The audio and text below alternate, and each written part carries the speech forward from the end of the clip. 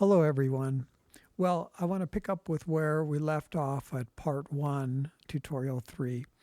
And we were just talking about arpeggiation a little bit. I want to expound on arpeggiation and then get into a little bit more about now what do I do to kind of seamlessly put these threads of different variations together into one improv. And that relates to the kind of timbres I use, whether I'm pianos, electric pianos, or strings, or choir, or if it's a much more rich and powerful pipe organ or whatever. So within the confines of the actual chord progressions, we can change the timbres and the style of which it's played to make such a difference in the emotional response that it's like two completely different two completely different compositions, and they're almost on the different opposite sides of the world. But then you weave them together, and sometimes the contrast makes it even more exciting. So if some of you listen to the longer sequences of music that I put together, I'll almost never stay on the same timbres for long. I vary it up all over the place. And so that approach and how I implement it is, I'll share a little bit about that as we move forward here. So again, as we talked about, here's the chord progression from part one. A minor to E minor,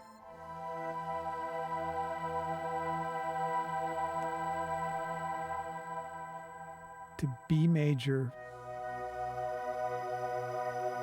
to C major,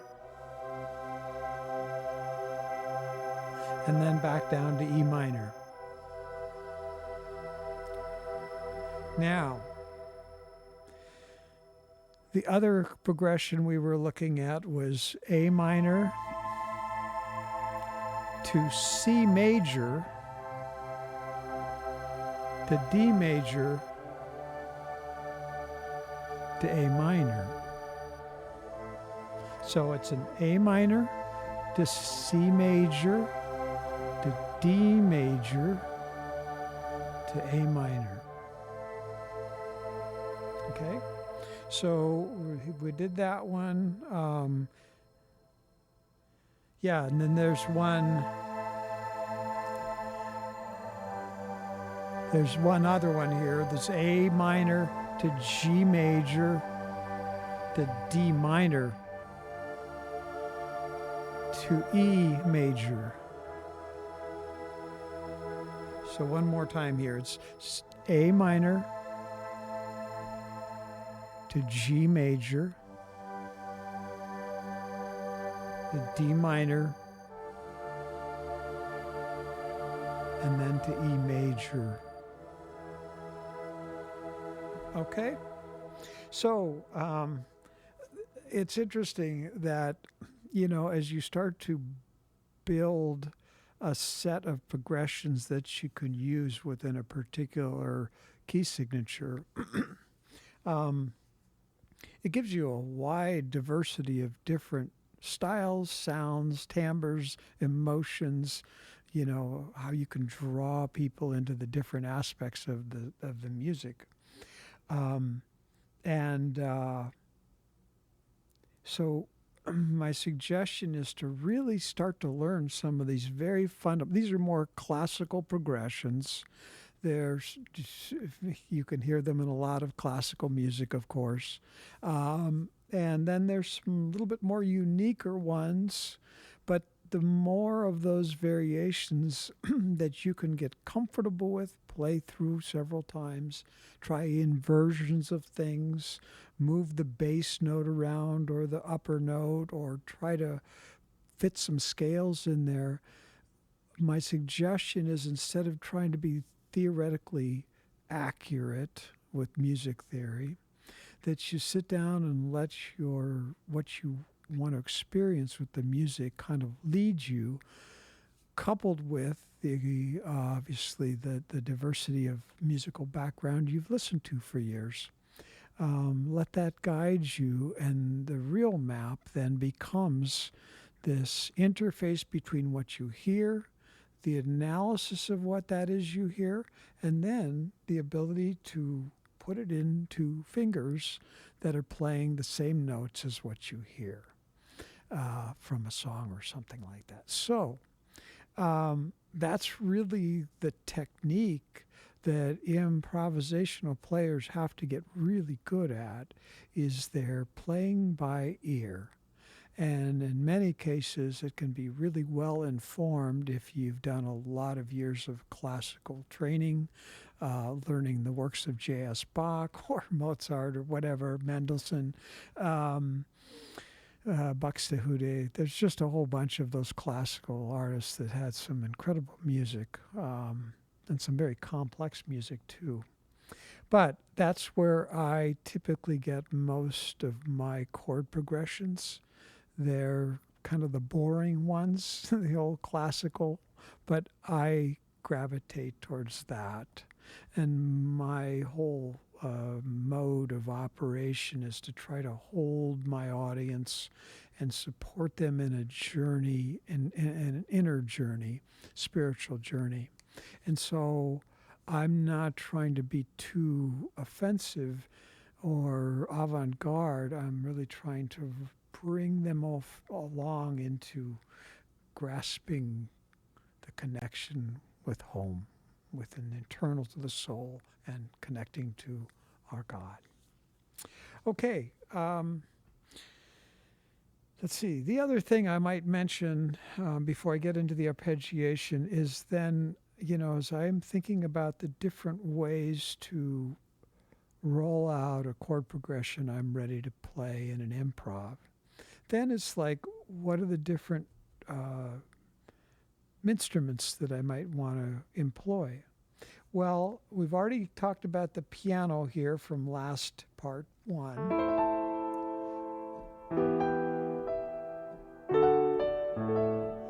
But then we went to this Amber Grace, which is just a beautiful pad.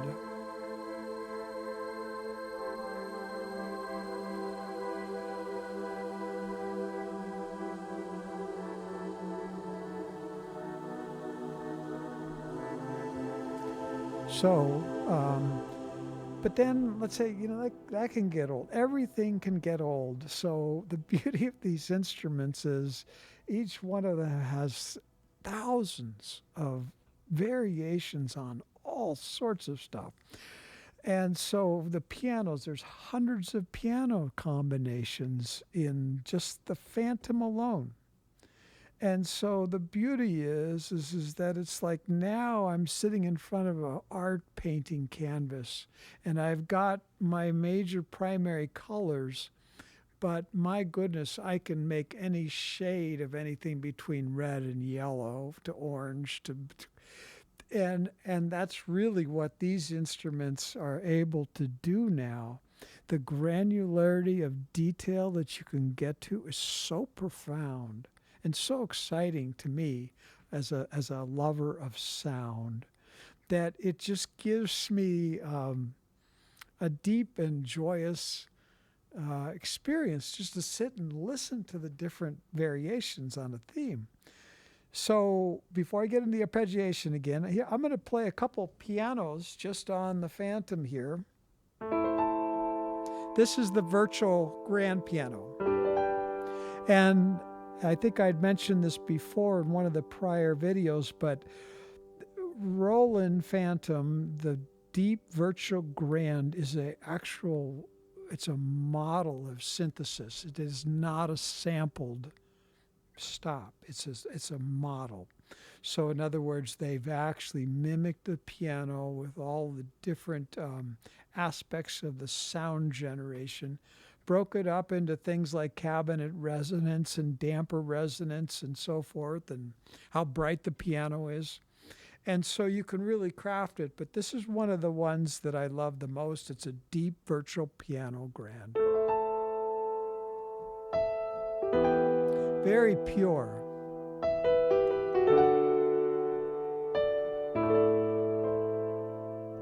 Now, I will, though, at the same time turn around and say, well, you know, I've got a whole different set of, here's piano thang.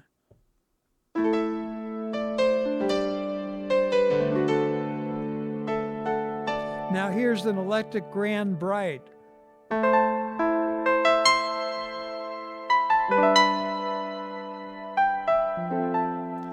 Now, I don't really care for that much by itself, but if it was a transition, it's kind of cool. And then I'm going to come out to this called multiple non-virtual grands, and you'll hear the echoing.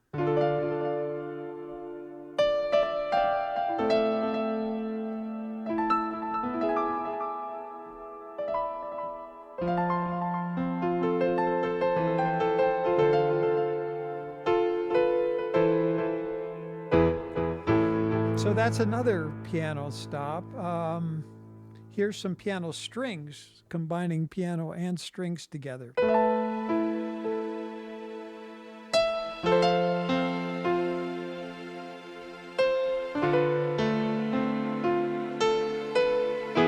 So that's piano strings. Here's piano and pads.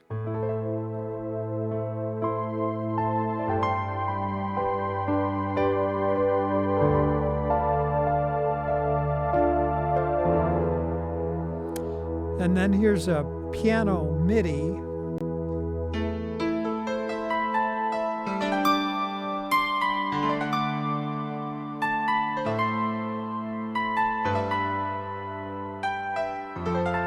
And those are just like 8 samples. I can play pianos up the yin yang here on the Korg too. And when I actually construct a piano, I actually combine both these keyboards into a more complex texture.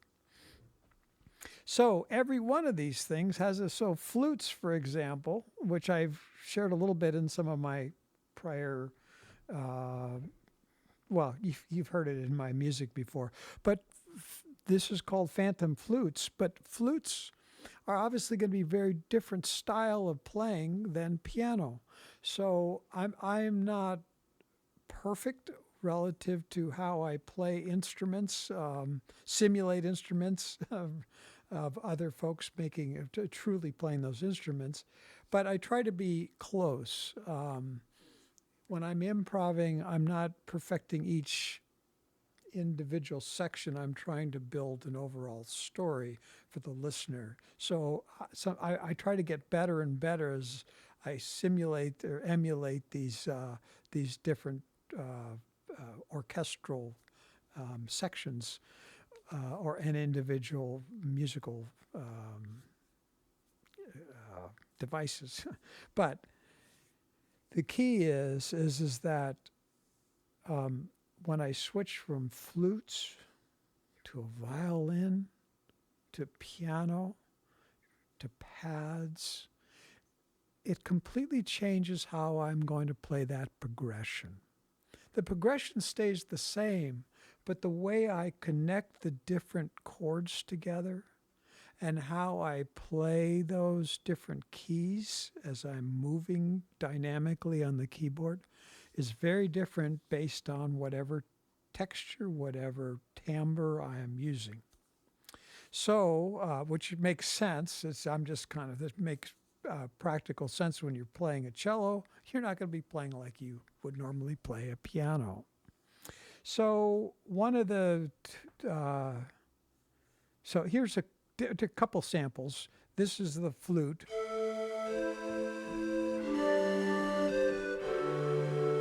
So usually with the flute, I will play by solo.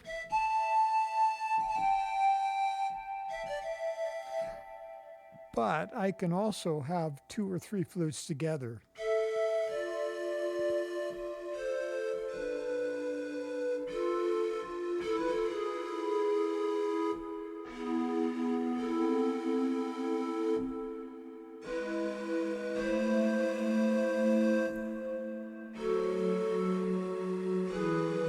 So, very different than a piano, so if you're playing with your instruments and we know what these progressions are now, so just use those progressions. Just remember the different chords, and you're transitioning between those chords, because the more you just keep playing on your synthesizer and you're working those chord progressions and inversions and all this, the more comfortable you feel, like, well, what's the next chord? What do I play next?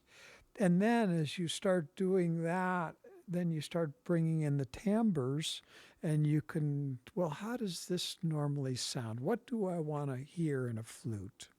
And play around a little bit. Get used to it, because sometimes you really don't know what you don't know until you actually are playing with your keyboard, and the way that they've got aftertouch and the velocity all defined for the individual stops. So it's just an exercise of getting very, very comfortable and intimate with your keyboard. That's why I keep saying that just doing it over and over again, but doing it in the context where you're not in learning too many things at once. The reason I suggest just keeping with the progressions that I showed you today and those variations, you can get comfortable with those different keys. Now, this is in the key of A minor and E minor, but I will say that will translate to any other key once you get the intervals down and start to recognize the patterns. But the key is, now that you're getting comfortable with the progression, which is going to take a couple sessions or more, maybe more. But once you get the progressions down and you're listening to me play and you're able to follow along, maybe a second or two behind, and sometimes you might not know what that chord is that I'm playing next, but try to anticipate it. The nice thing is, now you've got a stable platform, and now you can add the next layer of complexity. So it helps your memory get strengthened. The memory, first of all, about the progressions you're playing, and then the memory on top of it. Well, what timbre? How am I going to play with this timbre, with this progression, and so forth. And so it allows your mind not to have to go too many places at once. It's very similar if you're used to ambient music, and EDM music, where you're starting with a pattern, a drum pattern, and then you just keep adding more and more complexity to that pattern. It's this very similar concept that you're building fundamentally, and then building on top of that fundamental that's repeated all the time. The thing about electronic music is it's difficult to make those variations. In free-form improvisation, I am not stuck to what I created 2 seconds ago. That's good and bad. The good is I have absolute freedom. I'm not trying to remember what that next note should be. It's what do I want it to be. So that's the distinction. When most artists are we're taught to recreate music from sheet music, and we work like dogs playing that J.S. Bach piece as close to what our teacher expects us to play it. That's a beautiful skill to have. It helps with sight reading and all sorts of wonderful aspects of music and recreation of music. However, the challenge is that you get completely ensconced in playing the next note right. And I remember so many times when I was playing in church in my younger days, and I was scared to death to make a mistake on a hymn. And the beauty of playing improvisationally is a mistake is an opportunity to transition to something new. And over the course of the last 3 years, since I've been doing it with these keyboards, there are very few times when I run into a dead end where I just say, oh my goodness, how did I get here? And even if it's weird, sometimes I can factor in the pattern so well now that it just looks like it was where I was going to take the music. Instead, it was not a desperate attempt to recover because I just take it in stride. I get something. Now, sometimes, not saying that there are days when I am just not on and I shut the system off and I'm done. Sometimes weeks. But when I am inspired, I find that the more I play, the more I am involved with my improvisation, the more comfortable I am with my keyboards. And not worried about performance, but being in the performance. All of a sudden, I lose myself, and I can be enraptured at the same time I am constructing this new thing. It's an exciting process, really. So a couple other things. One of the other voices I really like is the guitar. And so there's a nylon guitar on here, and then there's a guitar on the Korg that I really like that has a good beat to it. And so I'm going to play this just a little bit. This would be another variation of these the chord progressions that will ultimately become an improvisation. So here we go.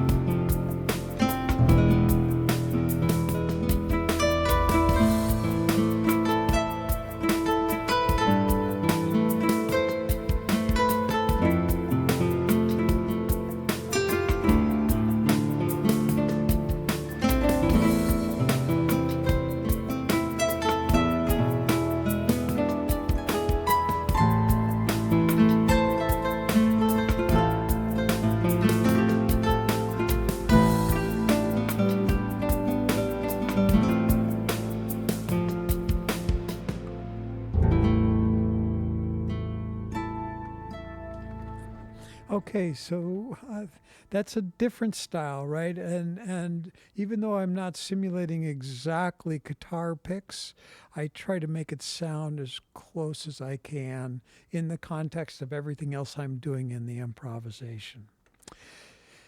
So you've heard a lot of the other variations on these things. I've got a cello and violin. This, of course, is a very different style. So.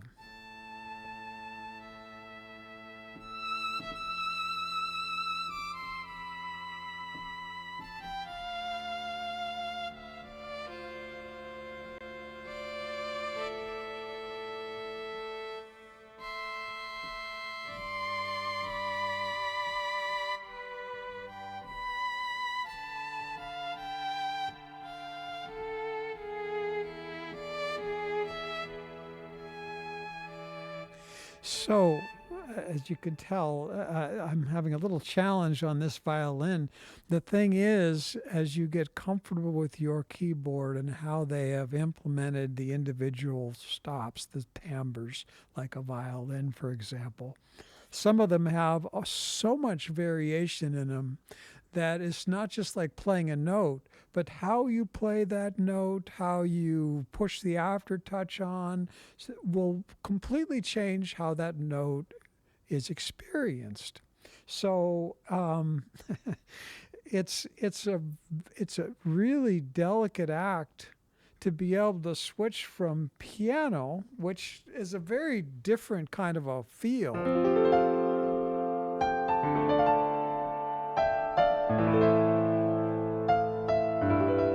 right? Very different than this.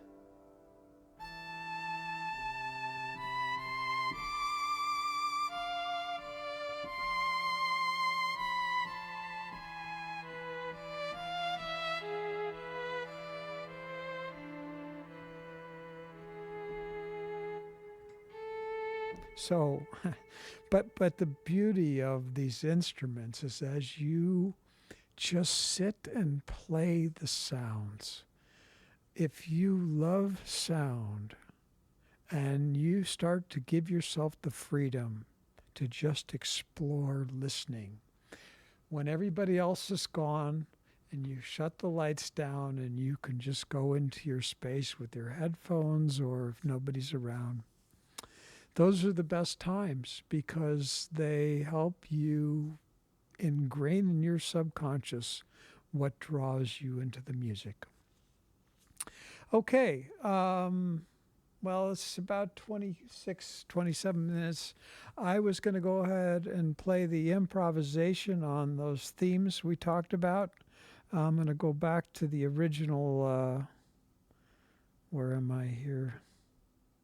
Yeah, the Amber Grace, yep. So, and I'm going to do some arpeggiation, and then I'm going to put it all together, okay? And I'll just play about 10, 15-minute improv.